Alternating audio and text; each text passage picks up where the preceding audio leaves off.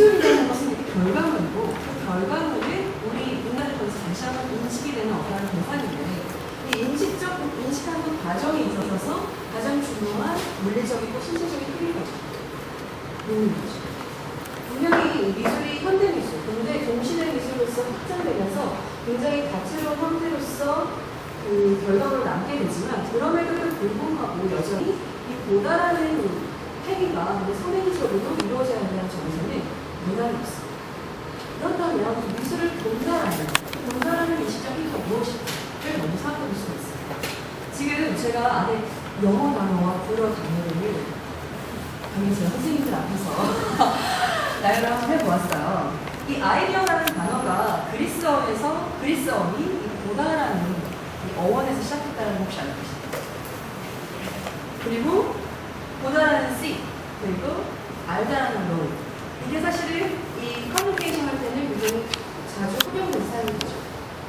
그리고 조망하다는 뷰와 그리고 의견, 그다음에 오피니언. 이것도 역시나 같은 의미로 사용됩니다. 문어에서도 이런 비슷한 현상이 일어나는데 제가 다른 기억으로는 안 좋더라도 이 보아라고 하는 이 보다라는 단어 역시도 사마라고 하는 이 알다 그리고 아고라고 하는 단어와 이 세 가지 단어가 공통적으로 사용된다고 합니다. 이게 무엇을 뜻하는 걸까요? 이 보다라고 하는 이 신체적인 과정이 사실은 우리의 인식, 알다, 이해하다, 의견, 견해 이 모든 것들과 굉장히 밀접한 관련을 갖고 있다는 것이 이 언어에서도 드러난다고 생각할 수 있는 거죠. 그만큼이나 이 보다라는 행위, 미술이든 그 무엇이든 특히나 21세기, 20세기 이후에 이 시각적 이미지라는 것은 우리 생활에 밀접한 거죠. 비교해서 이야기한다면 16세기 전까지만 해도 사실은 청각이 시각보다 더 우위해졌어요.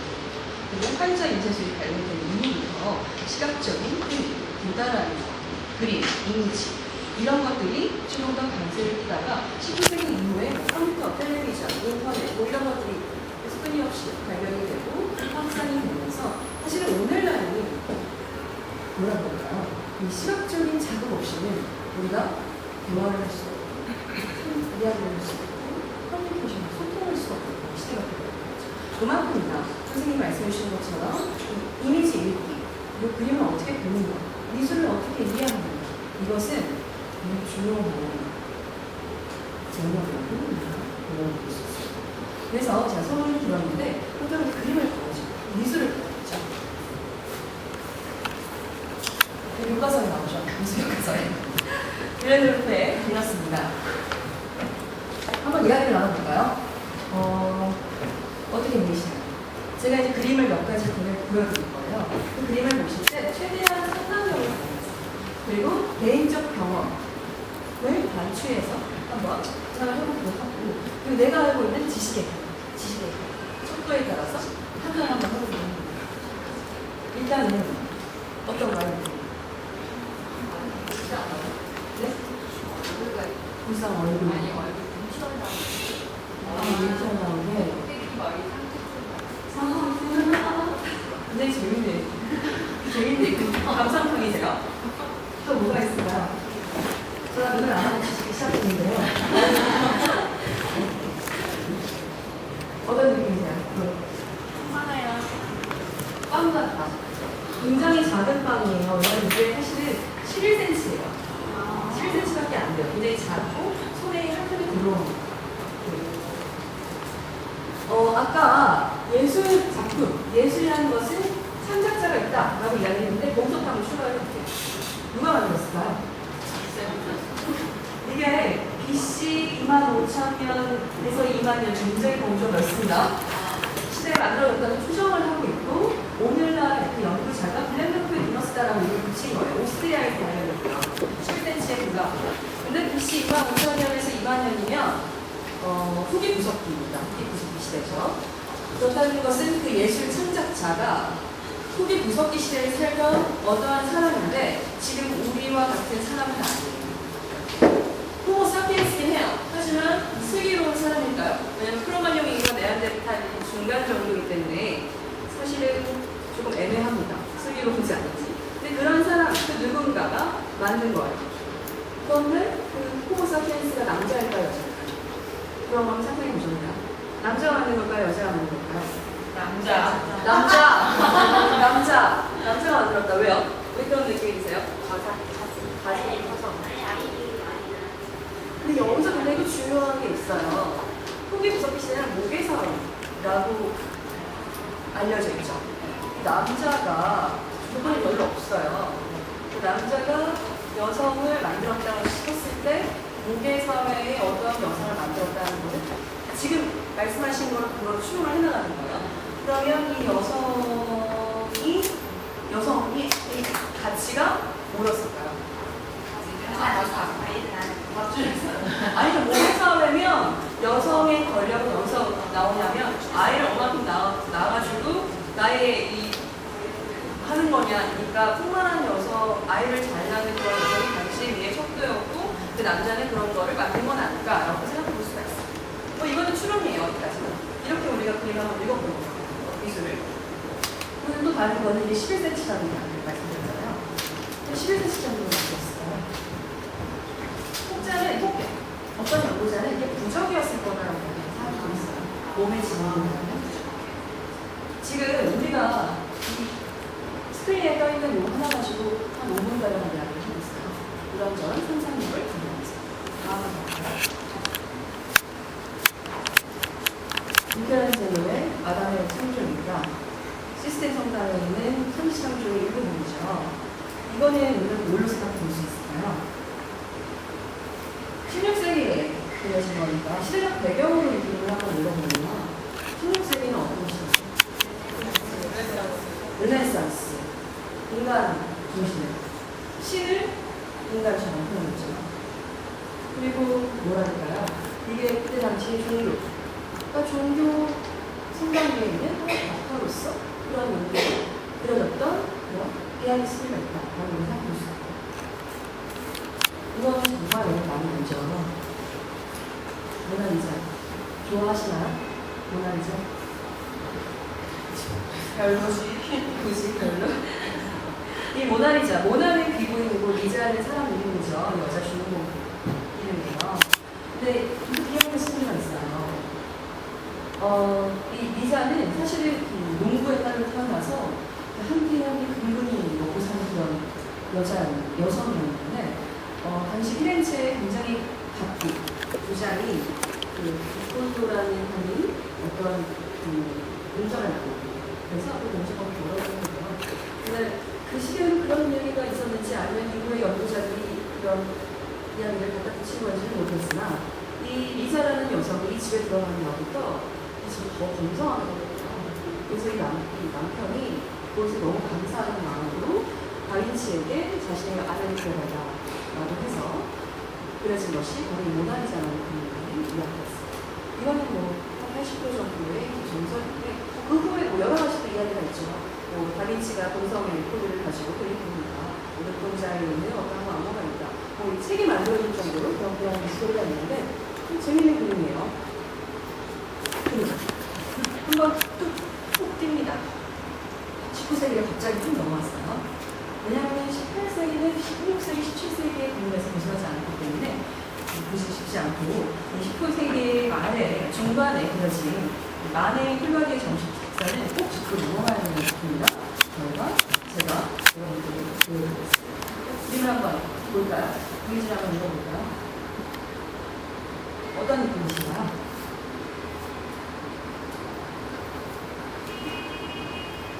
그냥 뭐 그림이구나. 여성이 걷고 있구나. 뭐 이런 느낌을 보실 수 있을 텐데 사실 지금 우리가 보기에 이 그림이 파격적인가요? 네, 파격적이에요. 어떤 부분에서 파격적이신가요? 그려 배치되어 있는 상황, 시츄에이션이 파격적이다. 굉장히 관찰력이 불편하다, 있습니다. 진짜 글쎄요. 불편하다는 느낌을 준다. 어떤 부분이 불편할까요? 남자 둘은 잘 차려입고 여자는 여자 혼자 벗고 있어서 남자는 잘 차려입었는데 이 여자 벗고 있는 것뿐만 아니라 여성의 눈빛이 어떤가요? 되게 누해요. 그쵸. 나와 눈을 마주치고 있어요. 19세기에 저 여성이 벌거벗은 채로 장애 앞에서 잘 차려입은 남성들과 점심 식사를 하고 있는데 심지어 이 여성이 날고 있어요. 점심 식사를 비롯해서 올레피아라고 하는 동일한 여성이 주인공으로 등장했던 그림들은 사실 굉장히 파격적인, 충격적인 힘이 많은 비판을 받았던 작품으로 알려져 있습니다. 근데 이 작품은요, 이 미술사에 있어 굉장히 중요한 기점이 되는 작품입니다. 근대성을 갖게 된 최초의 미술 작품이다 라고 이야기를 하고, 최초의 모더니즘의 허들을 연기합니다. 뭔가 그럴싸한 이런 목표를 갖고 있는데 그것이 무엇일까? 라디오고요. 이거는 주전자고 이건 다루니까요. 제목에 지금 굉장히 정확하게 말씀해 주셨는데 좀 더 쉽게 예상하게 쓰고 어떠한 주제의 그런 이야기를 하는데 우리가 알고 있는 어떠한 개념을 회피한 어떠한 새로운 해석, 새로운 변화를 주는 예술가를 개념 예술가가 이 김범이라는 작가가 대표합니다. 근데 여기 중요한 것은 김범이라는 작가는 우리가 라디오와 주전자와 다리미를 보면서 우리가 평범하게 생각하는 그 개념 그리고 그 대상을 자세히 살펴보지 않고 상대를 판단하는 어떠한 그런 습관을 포집고 그 원래의 개념을 전복시키는 학교로서 이런 물리적인 변화를 준 거죠. 장르들이 혼합해서 나타나는 것처럼 이 미술도 그런 도시대적 특성을 그대로 수용을 해서 가능할 수 있다라고 생각을 하면 우리가 조금 더 반대하게 이미지를 읽을 수 있지 않을까 생각합니다. 그런데 여전히 이러한 것들이 미술 작품으로서 우리가 볼 수 있는 것인가에 대한 생각을 지울 수가 없죠. 아까 선생님께서 미켈란젤로의 아담의 창조를 보시고 미술관에 있습니다. 성당에 있긴 하지만 지금 미술 박물관이죠. 시스테임 성당이. 그러니까 미술 작품이다라는 얘기를 했어요. 우리가 오늘 하려는 워크숍의 공유 그리고 워크숍의 인물, 대상들이 활동을 하는 이 장소, 이 미술관이라는 곳이 사실은 이 앞서서 우리가 봤던 이 수많은 어떠한 대상, 물체, 어떠한 흔적, 그리고 유물들을 미술로서 만드는데 가장 결정적인 역할을 한다고 볼 수 있습니다. 그러면 이 제도와 형식, 이 사람이 만들어 놓은 어떠한 틀 속에서 만들어진 이 공간이 미술 작품을 만든다고 생각을 하면 굉장히 어떻게 보면은 좀 딱딱하게 느껴질 수 있을 것 같아요. 제가 이 드린 일종의 미술사 쪽 아니면 정책 쪽 방식으로 미술관을 이해하는 것보다 여러분들이 느끼는 미술관이라는 것을 딱 떠올렸을 때 생각나는 건 뭐가 있으실까요? 아주 좀 가까운 느낌이 드는 선생님이 미술관이라는 단어를 딱 들었을 때 그런 장소를 접하게 되었을 때 어떠한 느낌이 드시나요? 어렵다. 어떤 게 어려우신가요? 의미를 해석해야 될 것 같아요. 뭔가 의미를 해석해야 될 것 같은 네. 그럼 미술관은 뭐 하는 곳일까요? 어떤 곳이라는 생각이 드세요? 미술관의 정의? 쉽게 생각하시는 개인적으로 모아놓은 거, 작품을 모아놓은 거. 네. 그럼 한 번만 더. 미술관이 어떤 곳이라고 생각하시나요? 네. 큰 목소리 한 번만 말씀해 주세요. 네, 그렇습니다. 저 성함이 안 보여서. 네. 작품을 전시하는 거. 작품을 모아놓은 거. 작품을 전시하는 거. 우리 미술관을 라는 장소를 생각했을 때 떠오르는 것은 그러한데 사실 미술관은 작품을 모아놓고 전시하는 것을 추구하는 것을 알려줬어요. 원래는 미술관은 신전이었어요. 신전. 모든 미술을 넘어가면 미술관의 기원을 신전으로 찾습니다. 종교적인 역시 어떠한 일종의 장소이죠. 그곳에서 신에게 바치는 어떠한 제목 선물, 그리고 어떠한 물건들, 이런 것들을 모아놓고 것으로부터 시작이 되는데 16세기에 우리가 생각하는 이런 미술관과 비슷한 형태가 생겨나게 되는 거죠. 16세기에 이탈리아에서 구월의 어떠한 사치품들. 근데 여기서 사치품들이라는 것은 우리가 지금 생각하는 미술품이라기보다는 뭐 장신구라든지 아니면 도자기라든지 아니면 액세서리 이런 것들을 구입을 해서 보관을 하는 곳으로 시작이 된 거죠. 그렇다면 오늘날 우리가 생각하는 미술관, 작품이 모여있고 작품을 전시하는 곳이라는 이런 장소의 특징은요. 17세기에 접어들어서 18세기에 접어들어서나 형성이 되는데 루브르 박물관이라고 해요. 근데 그것도 이 일주일 중에서 한 3일만 운영된다고. 누구한테? 대중한테.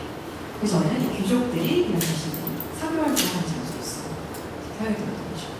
그러다가 말 그대로 어떠한 일이 일어나냐면 이 시민혁명이 일어난 뒤에 우리 공공의 성격의 미술가, 문화미술 이러한 미술이 생겨나면서 그제서야 전 미술품을 모아서 전시하는 곳이라는 의미를 갖게 된 거죠. 그리고 나서 미술관이 변모하게 된 것이 무엇이냐면 바로 교육적인 의미가 생깁니다. 소통하는 것, 교육하고 소통하는 것. 그러면서 우리가 오늘 체험하게 될 도슨트라는 의미로 생겨나게 된 거죠. 그래서 이렇게 제가 대략적으로 우리가 체험하게 될 대상이 활동하는 장소 그리고 미술을 어떻게 읽는지에 대한 이야기를 많이 드렸는데요. 이거는 제가 이제 앞서서 워크숍을 진행하기 전에 앞서서 긴 서론을 드리거든요. 오늘 이제 제가 정말 본격적으로 이야기를 하는 이 도슨트라고 하는 어떤 사람들 소통하는 매개체의 일종의 출발 지점 그림을 어떻게 보고 관심을 갖게 되고 관찰하면서 연구하고 질문하면서 남에게 이야기할 수 있는 어떠한 매개체가 되는 수가 있는지에 대해서 아주 얘기해요. 19살 때 만났다거든요. 그 진주기를 한 소녀의 그림, 에르메르의 진주기를 한 소녀의 그림을 보자마자 뭔가 교감을 느꼈고 그 포스터를 사서 방에 붙였는데 내가 어디를 가든 30년 동안 그 그림 나와 함께했다. 그러다가 이 사람은 소설가가 된 거고요.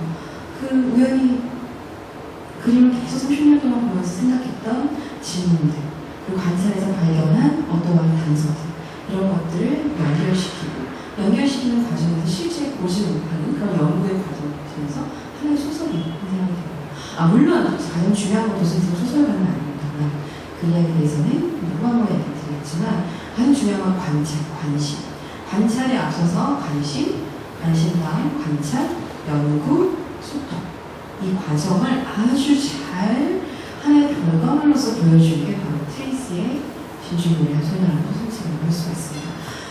이게 15분짜리 영상이에요. 유튜브라는 아주 놀라운 그것을 통해서 한번 보실 수 있으니까 시간이 되시면 돌아가는 길에 여러분이 한번 찾아보시면 좋을 것 같고요. 이제 이야기를 다시 한번 또 진행하도록 하겠습니다. 제가 관찰, 연구, 질문하는 소통의 매개체다라고 이야기를 했어요. 근데요, 이거는 제 이야기고 사실은 이 한국문예술 진흥원에서는 이와 같이 정의를 내리고 있습니다. 라틴어 도세레라는 거에서 이 도슨트라는 단어가 출발이 됐는데 이 도세레는 가르치다라는 표현이고요. 이 도세레는 참 여러 파생어를 만든 것 같아요. 다큐멘터리도 이 도세레에서 파생된 거고 도슨트가 합니다. 뭔가 가르치는 거니까 이 미술관의 오늘날의 어떠한 기능에서 보았을 때 교육과 굉장히 밀접한 관련을 가지고 있고요. 그래서 이 미술관의 도슨트는 교육 전문 인력으로서 우리가 지금 정의를 내리고 있습니다. 교육과 관련이 있다는 거. 교육에서 가장 중요한 건 소통이니까 이 소통을 미술로서 하는 사람이다. 근데 그 앞에서 하나님의 여러 가지 과정들이 있겠죠. 그러면 도슨트가 되는 과정이에요. 크게 9가지를 하고 있는데 우리나라에 이 도슨트를 양성, 교육하는 곳이 사실 많지가 않습니다. 현재 우리나라 미술관이 우리나라에서는 가장 열심히 도슨트를 양성하고 있는데요. 이 도슨트 양성 프로그램이라는 것을 운영하면서 지금 앞서서 제가 보여드리는 이 과정을 거쳐서 도슨트를 훈련을 하고 교육한 뒤에 실제로 미술관에서 도슨트 활동을 할 수 있도록 저희가 운영을 하고 있어요. 1번부터 그런 것이 뭔가 굉장히 복잡한 것 같은데 하나는 잠깐만 이야기를 한번 드려보도록 할게요. 소통하는데 굉장히 많은 과정들이 필요합니다. 일단은 전시 관련 기본적인 수준.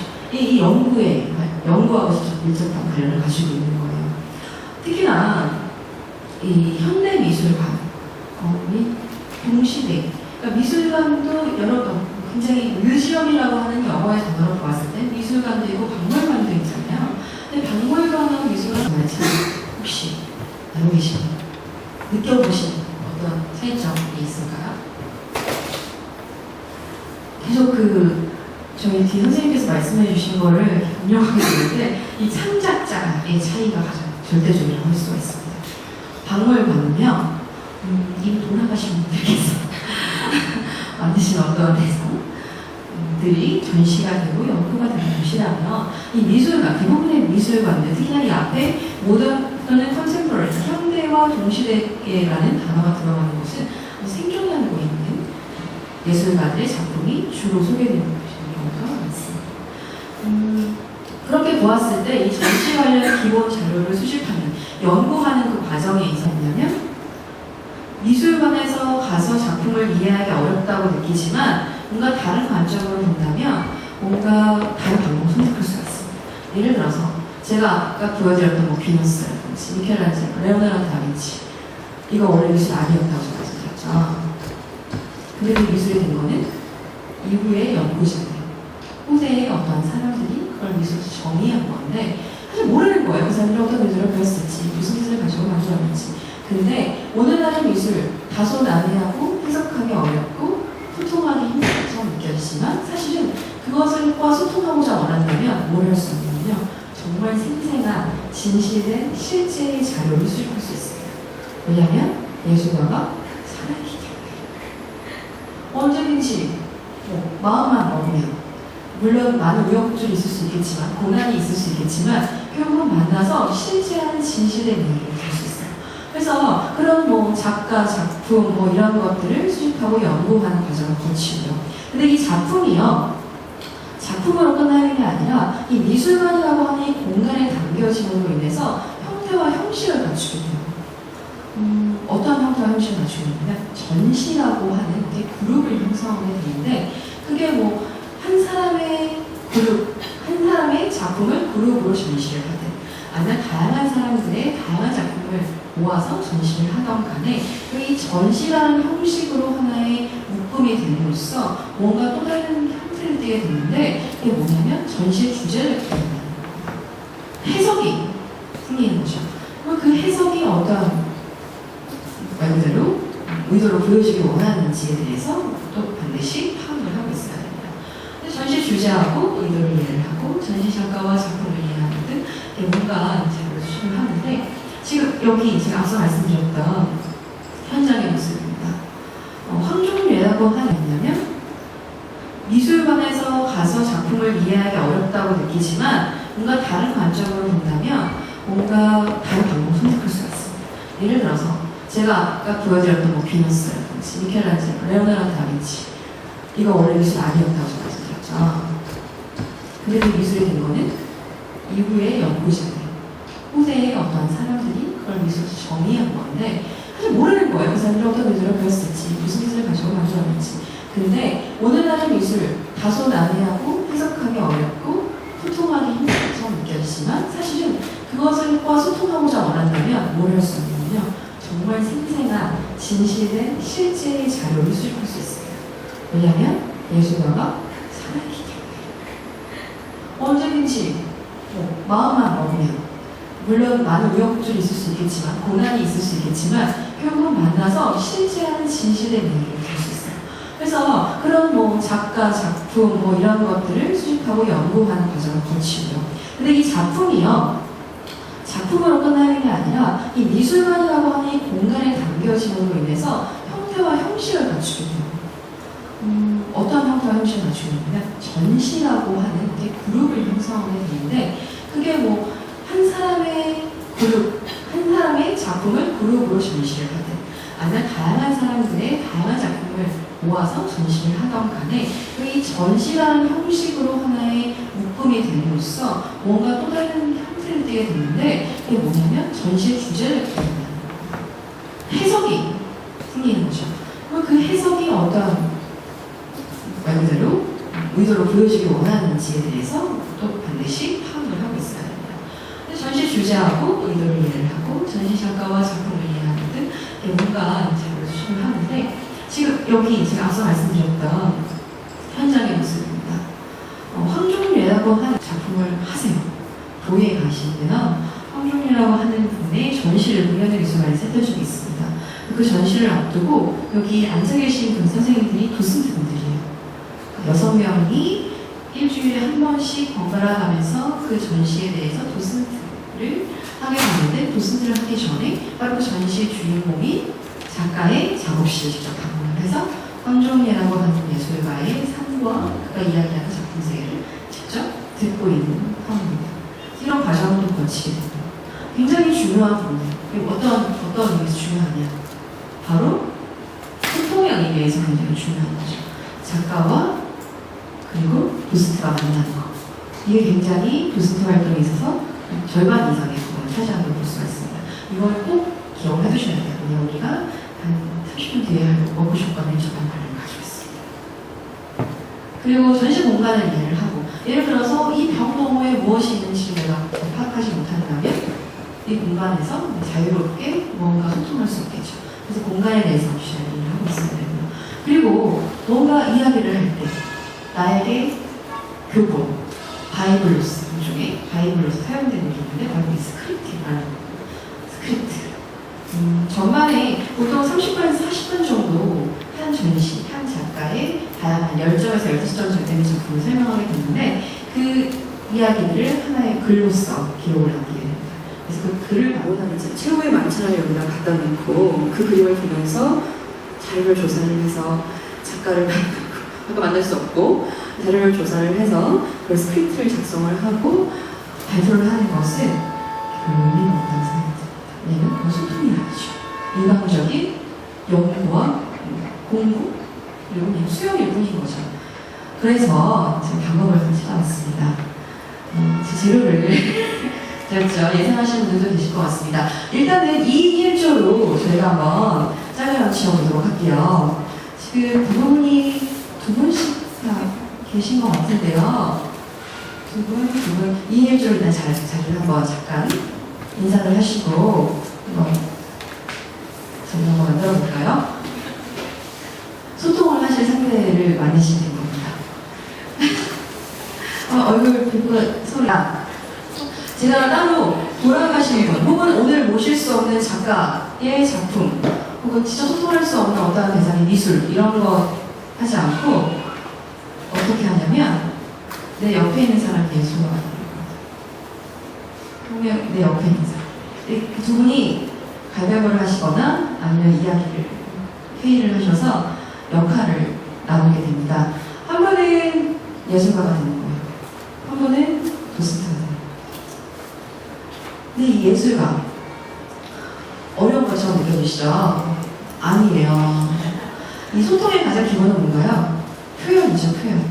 근데 이 표현을 저는 세상에서 제일 싫었던 게 아무거나 그려, 아무거나 써 이런 걸 되게 싫어했거든요. 그래서 제가 그 주제는 정해드리도록 하겠습니다. 나를 표현하지만 나를 표현하는 것이 아니라 내가 보는 어떠한 대상을 표현하는 정도로 제가 범주를 좀 좁혀드리도록 하겠습니다. 우리 영어 배울 때 가장 먼저 배우는 단어가 애플이죠. 그리고 이 표현주의라고 하는 미술사에서 굉장히 중요한 사조가 있는데 이 표현주의의 시초를 우리가 흔히 누구라고 얘기하면 세잔의 사과라고 이야기합니다. 그 전까지 정물이 그냥 있는 대상을 그대로 재현한 정물마가 있는 대상을 그대로 재현하는 그림의 종류였다면 이 세잔이라는 사람이 사과를 사과처럼 보이지 않게 그리고 내가 생각하는 사과 내가 바라본 사과, 내가 표현하고 싶은 사과를 그리게 되면서 종모라의 역사와 표현주의를 만들었다는 이야기예요. 그래서 이런 여러 가지 이유로 지금 사과를 그렸습니다. 사과를 그리는 거예요, 한 분이.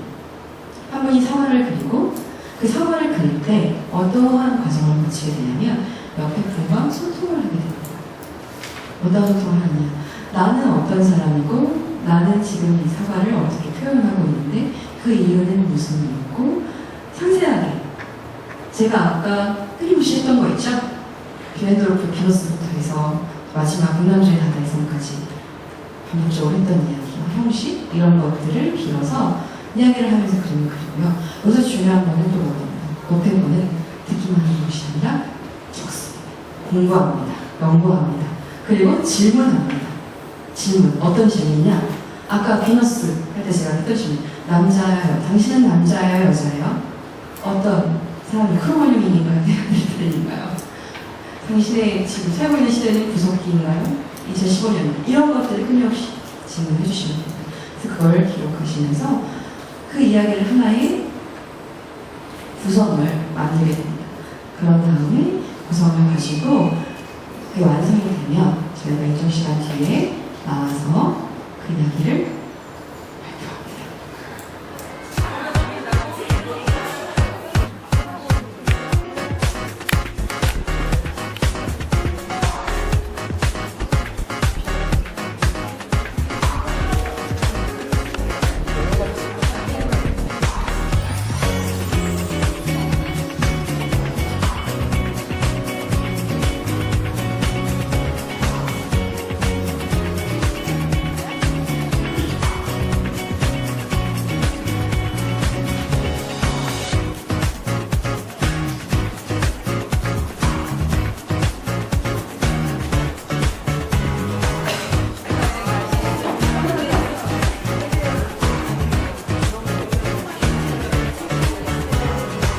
Every moment, every night, life seems to be a big tragedy. Dreams believed to be achieved once mine end up in agony. Open your eyes and just take a look around. Can you hear that boogie sound? Someone's hand is on my shoulder. Gotta go, gotta flow. This is no time to be slow. Possibility, it's a mystery. Your biggest dreams they might come to reality. We will find our way and a place to stay. So keep on dreaming on the super fantasy.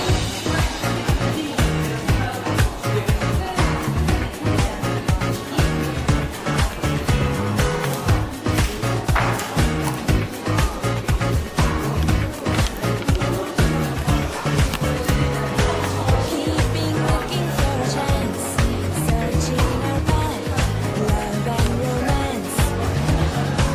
Life is much more than it seems to be. Come out and give a glance. Open your eyes and just take a look around. Can you hear that boogie sound? Someone's hand is on my shoulder. Gotta go, gotta flow. This is no time to be slow. Possibility, it's a mystery. Your biggest dreams they might come to reality. We will find our way and a place to stay. So keep on dreaming on the super fantasy.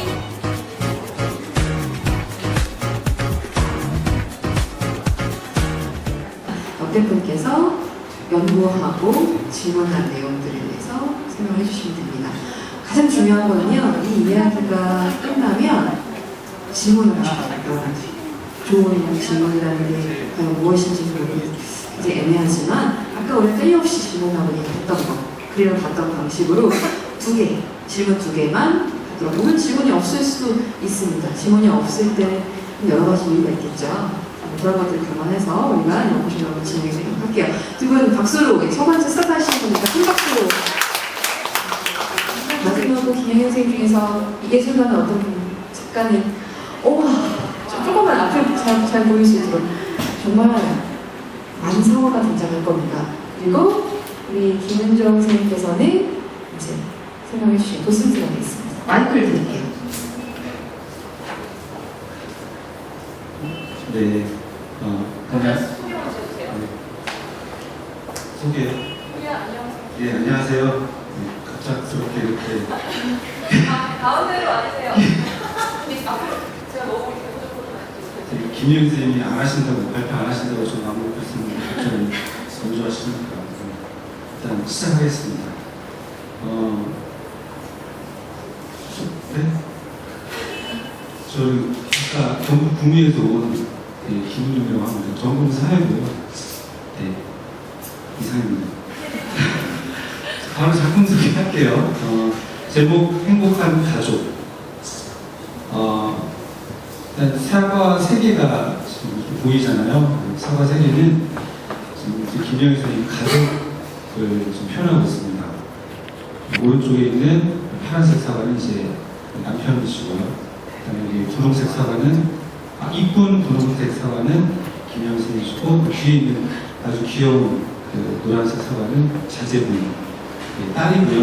지금 대학교 2학년. 김영희 선생님은 대구에서 태어나셔서 어릴 때부터 사과를 아주 줄곧 쭉 드셨기 때문에 지금의 지금 굉장히 미모를 저도 적극 동의했고요. 그래서 사과를 지금 무척 좋아하시기 때문에 아침마다 이렇게 가족들이 함께 사과를 드신다고 합니다. 무슨 일이 있더라도 아침마다 꼭 사과를 1년 내내 같이 먹는다고 합니다. 그래서 굉장히 그런 화목한 가족 분위기를 지금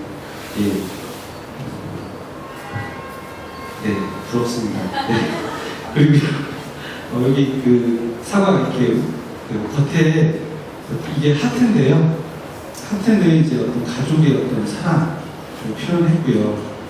그리고 가족의 어떤 의미를 다시 한번 생각하는 그런 시간이었다고 합니다. 갈등도 있지만 그 가족 간의 행복의 가치를 어떤 그 사과를 먹음으로써 확인하고 어떤 소통의 가치를 또 확인하는 그런 어떤 시간을 갖는다고 합니다. 참고로 사과도 먹고요, 계란도 먹는다고 합니다. 네, 이상입니다. 질문이 있는데요. 근데 그 뒤에는 아이 사과는 왜 노란색인가요? 도슨트 분 아세요? 네, 네, 김은정 선생님 아세요? 그게 왜 노란색 사과인지? 저도 그 초등학생 딸이 네. 있는데요. 네. 노란색이 노란색을 좋아하지 않아요. 김윤희 선생님 그런 의도로 노란색을 하신 건가요? 네, 노란색도 좋아하는데 이제 시간이 다 되었다고 하셔서 이렇게 보니까 이 사랑을 뭔가 표현을 해야겠는데 네. 뒤에라도 좀 어떻게 해서 앞에 부부의 사랑을 좀 돋보이게 하는 방법이 없을까? 그래서 부부의 사랑을 강조하기 위해서 뒤에 색깔을 노란색으로 네. 처리하셨다. 네. 그러니까요. 질문 있으신가요? 이 화목한 사과 그림에? 아니면 작가에 대한 질문도 괜찮습니다. 이거 사적인 질문도 할 수 있어요. 왜냐면 살아있는 작가니까. 네. 질문 없어요, 진짜?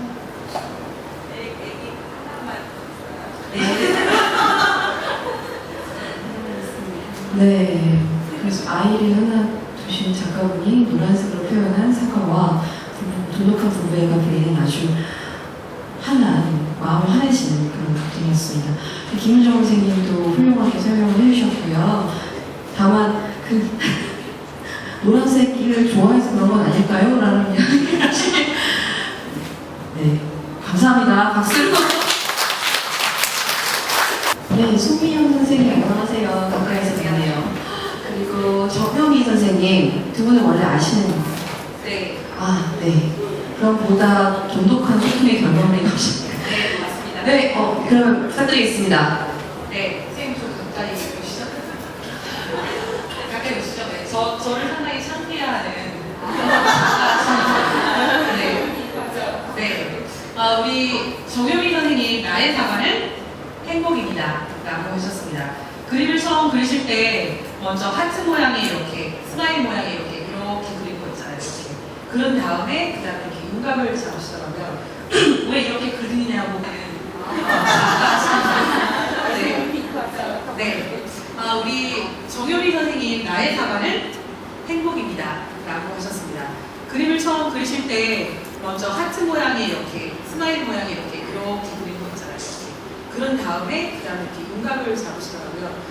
왜 이렇게 그리냐고 묻는 거에 상당히 짜증을 내시면서 작가가 그리고 있는데 집중하게 좀 조용히 있어달라고 하셔서 우선 조용히 봤습니다. 그랬더니 선생님의 성격대로 우리 우리 아까 배운 거에 의하면 그 프로세스 쪽과 그다음에 릴레이션십 쪽 그쪽 위쪽에 있는 유형답게 고정관념을 깨지 못하시고 연두색과 빨간색으로만 계속 그림을 그리셨습니다.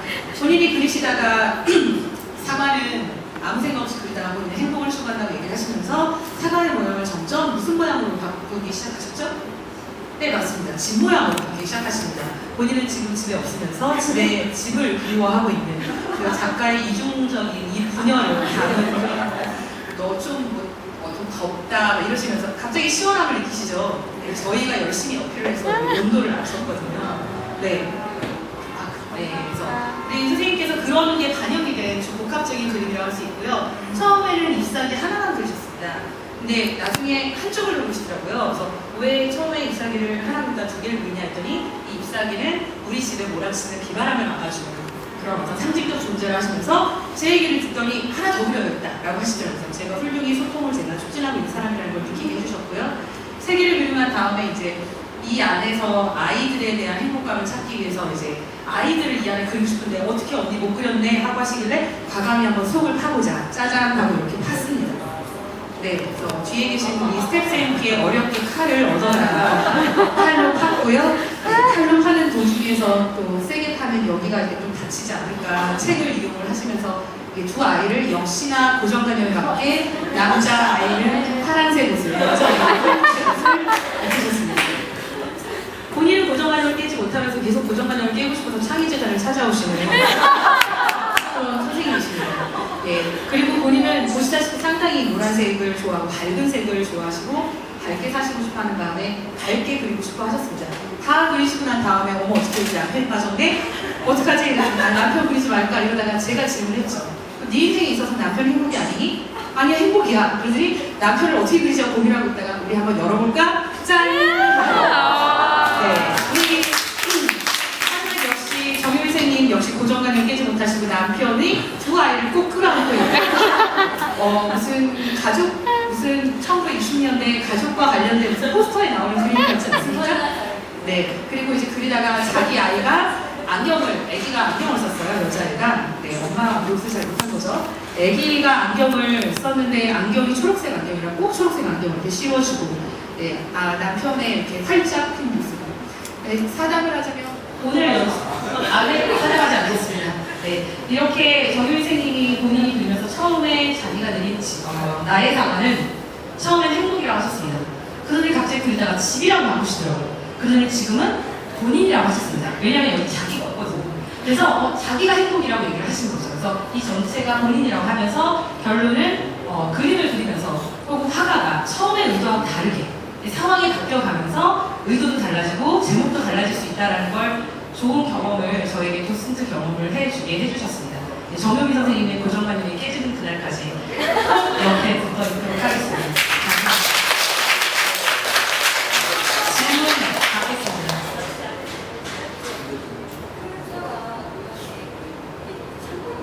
네. 네, 너무 훌륭하시고 여기 사과는 들었잖아요. 너무 훌륭하신 게요. 네, 맞습니다. 큰 사과의 창문을 선생님 큰 사과가 저예요. 집인 동시에 저고, 네. 그리고 창문에 비치는 모습이 바깥 풍경인데 되게 예쁜 풍경을 그리고 싶었는데, 그러니까 우리 아이가 사는 집 안도 행복하고 그만 듣겠습니다. 네. 다음 질문 받겠습니다. 뒷분을 막 하고 싶으시죠? 제가 얘기하니까. 다음 질문 없으시면 선생님들 그림 한번 들어봐 주시겠어요? 제가 골라보겠습니다. 와우. 네. 저한테 권한이 있지 않나요? 아유, 그럼요. 네. 자, 지금부터 예. 네. 그림 그려주세요. 하나, 둘, 셋. 들어주세요. 네. 들어주세요. 섹시한 그림도.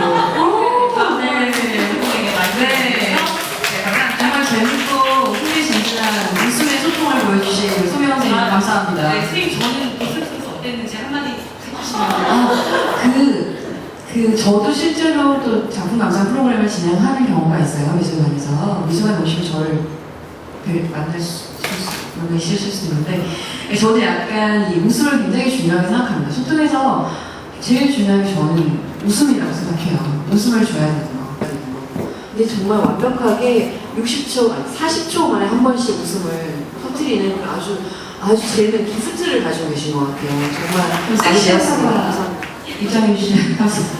저 선생님, 박부 선생님이랑 저희 작가분 성함을 어떻게 되시나요? 작가분 성함을 조수석 선생님께서 말씀해 주시면 박은숙 작가님이십니다.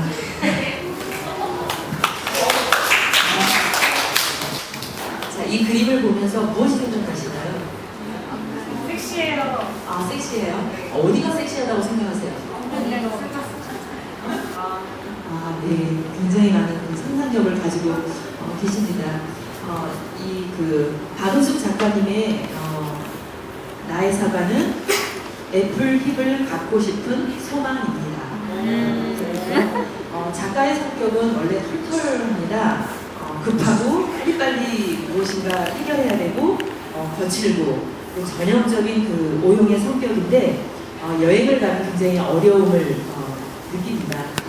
여행 가보셔서 아시겠지만 그런 어떤 수란의 어려움, 이런 어려움 때문에 굉장히 사과를 좋아하신다고 합니다. 그래서 아침에 사과를 드시고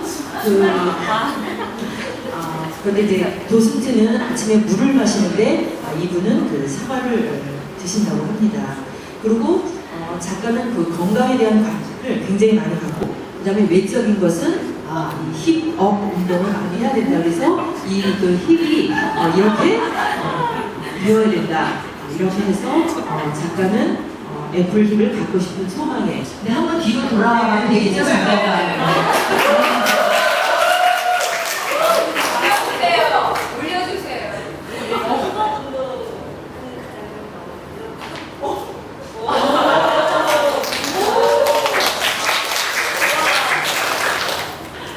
자, 그러면 질문을 받겠습니다.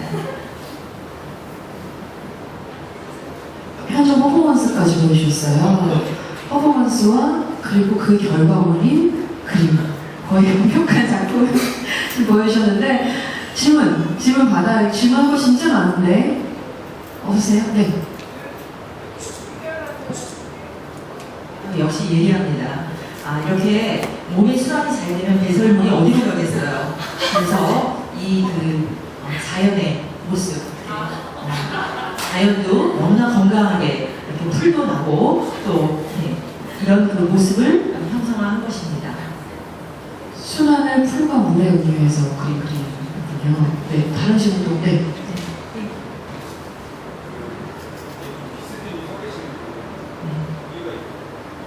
훨씬 더 섹시해 보이지 않나요? 운동하면 세상이 밝게 보이고 자기의 살을 밝게 해줍니다.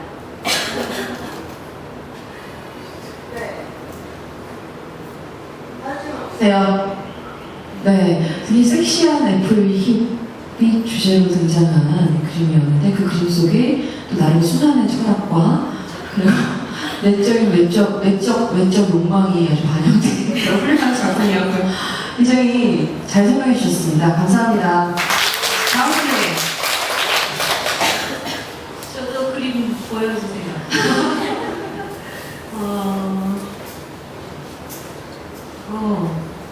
굉장히 흥미로운 그림들이 많네요. 핑크 셔츠와 귀여운 선생님. 안녕하세요. 제가 가위바위보에 져서 제가 작가는 못하고 제가 이거는 더 잘 그릴 수 있는데 이게 근데 그림은 쉽게 그리셨어요. 그냥 사인펜으로 휘갈기시더라고요. 그 제목은 언타이틀이라고 무제이고요. 그 철학적인 의미를 담았다고 그러시더라고요. 철학자 무슨 어쩌고 저쩌고 그분을 되게 좋아하신다고 그러더라고요.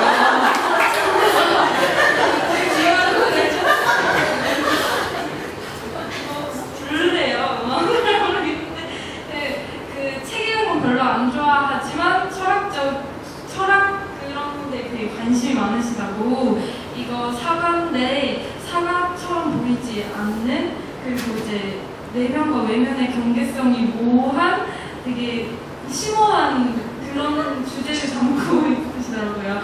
이게 또 사과로 안 볼 수도 있고 배처럼 보이기도 하고 또 그냥 공처럼 보일 수도 있기도 하고 먹을 수도 있고 또 먹지 못할 수도 있대요.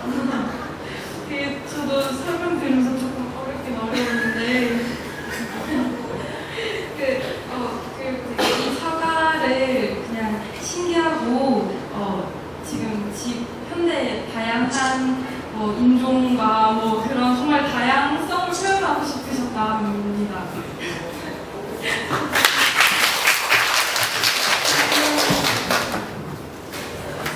네, 그 사람이 사람 그 자체보다 그 사람이 만들어낸 어떤 결과물, 창작물을 통해서 소통하고 상대방을 알아간다는 과정이 사실은 굉장히 흥미롭고 즐거운 경험이셨기를 바랍니다. 네, 제가 오늘 크게 세 단계로 나눠서 우리 워크숍을 진행했어요. 재밌으셨나 모르겠습니다. 긴 시간이죠, 3시간. 사실은 점심 먹고 가장 힘든 시간이신데 오늘 수고 많으셨고요. 여러분들의 사과를 볼 수 있어서 저도 너무 즐거운 경험이었습니다.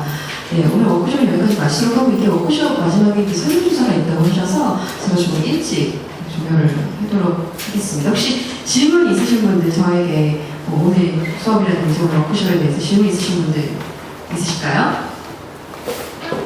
네. 네, 큐레이터는요. 전시 기획자로 저희가 한국어로 설명을 할 수가 있어요. 그러니까 작품과 작가를 만나서 그거를 아까 제가 말씀드린 그룹핑한다 할 수가 있는 거죠. 그걸 또 하나의 새로운 어떤 결과물로서 엮어서 성공 있는 사람이에요.